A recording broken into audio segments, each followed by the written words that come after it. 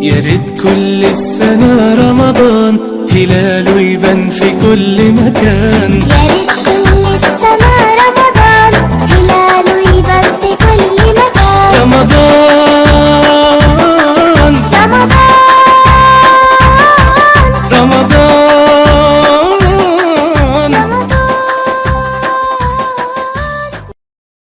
Assalamualaikum warahmatullahi wabarakatuh. Alhamdulillah alladzi akramana bisyahri Ramadan. Wassalatu wassalamu ala asrafil anbiya'i wal mursalin wa ala alihi wa sahbihi asma'in. Alhamdulillah rabbil alamin, kita bisa bertemu lagi dalam keadaan sehat walafiat. Kita bisa bertemu lagi dalam keadaan masih berpuasa di bulan Ramadan ini. Mudah-mudahan segala ibadah kita, bentuk ibadah kita, kebaikan kita oleh Allah dilipat gandakan. Amin ya Allah ya Rabbal Alamin. Mari kita pertama panjatkan puji dan syukur kepada Allah SWT yang telah memberikan nikmat iman dan nikmat Islam kepada kita semuanya. Salawat serta salam kita sama-sama sanjungkan kepada junjungan kita Habibana wa Nabiyana Muhammad sallallahu alaihi wasallam. Wahai anak-anakku, mari kita dengarkan kisah detik-detik wafatnya Rasulullah sallallahu alaihi wasallam. Dengan singkat cerita, Rasulullah sallallahu alaihi wasallam tidak pernah sakit. Tetapi pada waktu itu Rasulullah Shallallahu Alaihi Wasallam pada tahun ke-10 Hijriah, Rasulullah SAW dalam keadaan sakit dan lemah. Ketika yang terakhir kali Rasulullah berada atau khutbah setelah melaksanakan sholat wajib bersama para sahabatnya. Wahai para sahabatku, aku ingin bertanya kepadamu, apa aku pernah menyakiti hatimu? Para sahabat bertanya, wahai Rasulullah, engkau tidak pernah sedikit pun menyakiti hatiku. Engkau selalu memberikan contoh yang terbaik untuk umat-umatku. Rasulullah pun penasaran sekali. Langsung Rasulullah pun bertanya, benarkah engkau tidak pernah disakiti oleh saya atau oleh aku? Ketika itu ada yang namanya Ukasah. Dia datang menghadapi Rasulullah. Wahai Rasulullah, engkau pernah menyakiti hatiku. Engkau pernah menyakiti badanku. Engkau pernah memecut badanku. Ketika pada waktu itu dalam keadaan perang Badar.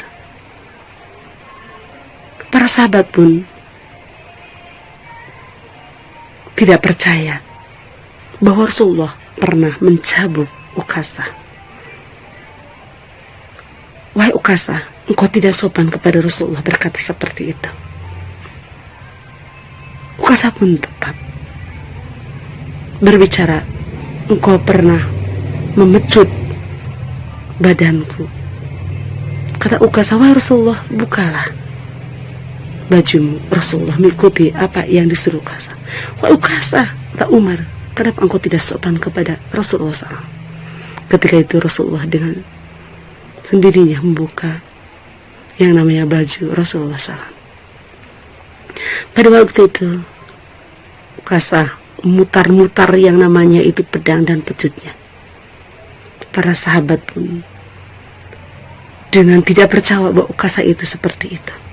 Tetapi setelah dibukanya baju Rasulullah SAW, Ukasah langsung membuang pedang dan pecutnya tersebut. Maka dipeluknya Rasulullah SAW. Wahai Rasulullah, engkau tidak pernah menyakitiku, tapi aku ingin memeluk dirimu. Dengan keharuman badan Rasulullah SAW, Ukasah memeluk dengan erat-erat Rasulullah SAW.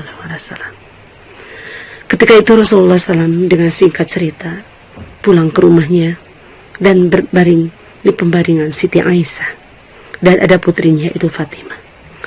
Ketika itu ada tamu yang mengetuk pintu. Diketuklah pintu dan mengucapkan salam. Assalamualaikum ya Rasulullah. Fatimah pun menjawab, Waalaikumsalam. Mohon maaf bahwa baginda Rasulullah SAW dalam keadaan sakit. Rasulullah pun mempersilahkan tamu tersebut untuk datang. Wahai Fatimah, silahkanlah, tamu itu adalah malaikat yang akan menjemputku menghadapi Allah. Fatimah pun terdiam diri dan sedih ketika Rasulullah akan diambil oleh malaikat maut. Datanglah malaikat maut untuk menjemput Rasulullah. Ketika itu Rasulullah pun bertanya kepada malaikat Jibril, wahai malaikat maut, kemanakah malaikat Jibril? Setelah itu datanglah malaikat Jibril menghadapi Rasulullah. Wahai Rasulullah, aku datang di hadapanmu, bahwa engkau akan menghadap kepada Allah Subhanahu wa Ta'ala. Pintu-pintu surga sudah aku buka, para malaikat sudah menjemputmu di arsy-Nya Allah. Rasulullah pun tidak tersenyum. Wahai Rasulullah, kenapa engkau tidak tersenyum? Sedangkan engkau akan masuk jannahnya Allah. Setelah itu Rasulullah berpikir, ummati, dan ummati. Tidak lama kemudian bahwa Rasulullah diambil atau dicabut nyawanya oleh malaikat maut. Perlahan-lahan mulai dari kaki Rasulullah SAW diambilnya. Rasulullah begitu dahsyatnya sakitnya ketika diambil nyawa. Ketika akan dicabut nyawa, wahai Rabbana, hanya kamilah, hanya sayalah, kata Rasulullah, yang bisa merasakan dahsyatnya sakitnya sakaratul maut. Jangan sampai dialami oleh umat-umatku. Setelah itu Rasulullah dengan berjalannya waktu, dengan detiknya, dengan berbaringnya Rasulullah ketika itu diambil dari sedikit-sedikit mulai dari kaki. Setelah itu Rasulullah menuju ke tangan. La ilaha illallah, la ilaha illallah, la ilaha illallah. Tidak Tuhan selain Allah. Sebelum Rasulullah menyebutkan la ilaha illallah, melafalkan la ilaha illallah, Rasulullah berpesan, jagalah sholat umat. Setelah itu baru Rasulullah SAW wafat. Dengan keheningan pada waktu itu, yang namanya istri Rasulullah dan putrinya Fatimah menangis ketika Rasulullah itu wafat. Dan diumumkannya oleh Siti Aisyah, wahai para sahabat, bahwa Rasulullah SAW sudah menghadap Allah Subhanahu wa Ta'ala. Pada waktu itu para sahabat tidak percaya bahwa Rasulullah itu akan wafat. Tetapi dengan izin Allah, Rasulullah SAW wafat menghadapinya. Dan Umar pun berkata, wahai para sahabat, apabila engkau ingin selamat, makalah jangan engkau tinggalkan dua perkara, yaitu berpegang teguh pada Al-Quran dan berpegang teguh kepada sunnah Rasulullah SAW. Untuk itu, jagalah salat kalian dan selalu membacakan dan mengikuti sunnah-sunnah Rasulullah SAW. Dengan keheningan kota Madinah, ketika wafatnya Rasulullah SAW, maka di situ bahwa yang namanya kota Madinah hening sekali ketika ditinggal oleh Rasulullah SAW. Baik anak-anakku, supaya kita selamat dunia dan akhirat, marilah kita pegang teguh Al-Quran dan hadis. Untuk itu, ibu selalu di dalam ucapan atau dalam pembelajaran ibu selalu mengingatkan untuk melaksanakan sholat. Sholat adalah suatu tiangnya agama. Sholat adalah yang perlu kita atau kewajiban kita harus kita kerjakan dan tidak boleh kita tinggalkan. Apabila engkau ingin selamat dunia akhirat, ikutilah, berpegang teguhlah kepada Al-Quran dan hadis. Insya Allah kalian akan menjadi sukses dunia dan sukses akhirat. Untuk itu, bahwa detik-detik Rasulullah SAW sangat sedih sekali. Kita selalu mengucapkan salawat Nabi Muhammad SAW. Di antaranya yang tidak terlepas dalam melaksanakan sholat. Dan begitu juga kita selalu berhubungan langsung dengan Allah dengan melaksanakan salat. Hablum minallah. Tatkala kita dipanggil untuk melaksanakan salat, segeralah untuk melakukan salat, karena kita sudah rindu dengan Allah.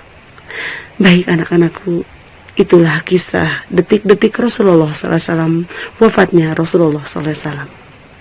Untuk itu mudah-mudahan ketika kita berhadapan dengan Allah, kita wafat dalam keadaan husnul khatimah. Kita selalu dalam ada kebaikan dan kebaikan kita, dan dikenang oleh masyarakat dengan orang-orang kita di sekitar kita dengan hanya kebaikan-kebaikan kita. Baik anak-anakku, mudah-mudahan walaupun hanya sedikit bermanfaat, ibu kita tutup dengan bacaan doa akhir majlis. Subhanakallahumma bihamdika asyhadu an la ilaha illa anta astaghfiruka wa atubu ilaik. Assalamualaikum warahmatullahi wabarakatuh.